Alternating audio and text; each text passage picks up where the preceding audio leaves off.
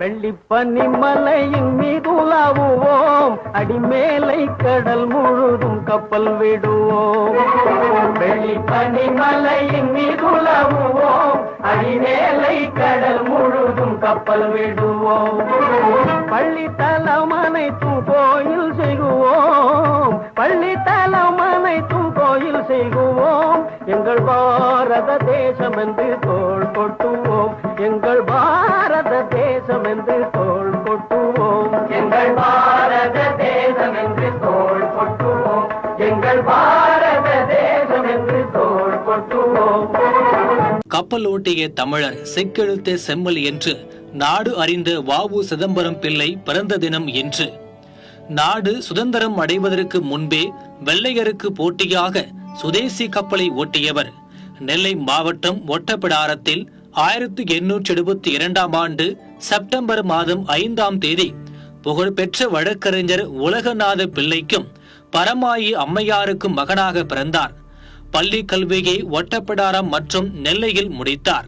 இதைத் தொடர்ந்து வட்டாட்சியர் அலுவலகத்தில் எழுத்தாளராக பணியாற்றினார். பின்னர் தந்தையை போலவே வழக்கறிஞர் ஆனார். அப்போதே அவரது மனம் ஏழைகள் வாழ்வு வளம் பெற வேண்டும் என்பது குறித்துதான் ஓயாமல் சிந்தித்தது. நீதிமன்றத்தில் கட்டணம் வாங்கிக் கொள்ளாமல் ஏழைகளுக்காகவே வாதாடினார்.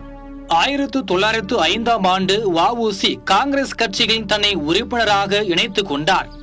இந்திய சுதந்திர போராட்டத்தில் தன்னுடைய தலைவர்களாக லாலா லஜபதி ராய், பால கங்காதர திலகர் போன்றோரை ஏற்றுக்கொண்டார். அவர்களது வழியிலேயே மிக துணிச்சலாக வ.உ. சிதம்பரனார் ஒரு தீர்க்கமான முடிவை எடுத்தார். சுத்த இந்திய நிறுவனமாக சுதேசி கப்பல் நடத்துவது என்னும் முடிவு பிரிட்டிஷாரையே அதிர வைத்தது. ஆங்கிலேயரின் British India steam navigation company இந்தியாவின் பொருளாதாரத்தை சுரண்டி இங்கிலாந்தை வளப்படுத்தி கொண்டிருந்தது. இதற்கு முற்றுப்புள்ளி வைக்க 1906ஆம் ஆண்டு உதயமானதுதான் சுதேசி கப்பல் கம்பெனி. இதனால் பிரிட்டிஷாரின் கப்பல் வியாபாரம் கடுமையாக பாதிக்கப்பட்டது. இப்படி இந்தியாவின் பாரம்பரியமிக்க பல தொழில்களை அழித்து தங்களுடைய தொழில்களை பெருக்கி ஆங்கிலேயருக்கு சுதேசி கப்பல் இயக்கத்தின் மூலம் பலமான பாடம் கற்பித்தவர் வ.உ. சிதம்பரனார். தமிழகத்தில் தொழிற்சங்க இயக்கங்கள் தோன்றுவதற்கு முன்பே தூத்துக்குடி நூறுபாலை தொழிலாளிகளின் பிரச்சனைகளுக்காக போராட்டத்தை முன்னெடுத்தவர் வ.உ.சி. அவர்களுக்காக ஆங்கில அரசை எதிர்த்து தீரமுடன் போராடினார். அவர்களது வேலை நேரத்தை குறைத்து விடுமுறை காலத்தை நீட்டித்து கொடுத்தார். இதனால் வ.உ.சி. மீது மிதமிஞ்சிய கோபம் கொண்ட பிரிட்டிஷ் அரசாங்கம் அவரை பழிவாங்க துடியாய் துடித்தது. இந்த சூழலில்தான் புரட்சியாளர் பிபின் சந்திரபால் மார்ச் 9ஆம் தேதியை நாட்டின் விடுதலை தினமாக கொண்டாட அழைப்பு விடுத்தார். அப்போது ஆங்கிலேய போலீசாரின் தடை உத்தரவை மீறி வ.உ.சி. சுப்பிரமணிய சிவா ஆகியோர் பொது கூட்டங்களில் பிரசங்கம் செய்ததாக கைது செய்யப்பட்டனர். இருவர் மீதும் தேச துரோக குற்றம் சுமத்தப்பட்டு இருவருக்கும் தலா இரட்டை ஆயுள் தண்டனை, அதாவது 40 ஆண்டுகள் சிறை தண்டனையை விதித்தது ஆங்கில அரசு.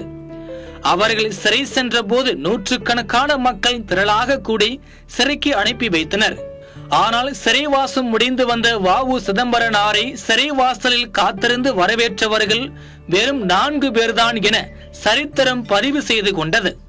வ.உ.சி.க்கு சிறை தண்டனை வழங்கிய நீதிபதி பின்ஹே பாரதியின் பாட்டையும் சிதம்பரம் பிள்ளையின் பிரசங்கத்தையும் கேட்டால் போதும் செத்த பிணம் கூட உயிர் பெற்று எழும் என்றும் புரட்சி ஓங்கும் என்றும் அடிமைப்பட்ட நாடு 5 நிமிடத்தில் விடுதலை பெறும் என்றும் உணர்ச்சி பொங்கும் வரிகளை பதிவு செய்தார்.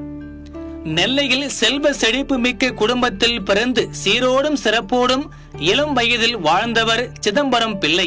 ஆனால் பிரிட்டிஷாரை எதிர்த்து கப்பல் நிறுவனத்தை நடத்த பெரும் செல்வத்தை இழந்ததால் அவரது கடைசி காலம் பெரும் வறுமையில் கழிந்தது. சுதந்திரமே எங்கள் உயிர் மூச்சு என்று தொடர்ந்து போராடிய வ.உ.சி.யின் மூச்சு 1936ஆம் ஆண்டு நவம்பர் மாதம் 18ஆம் நாள் நிரந்தரமாக நின்றுவிட்டது.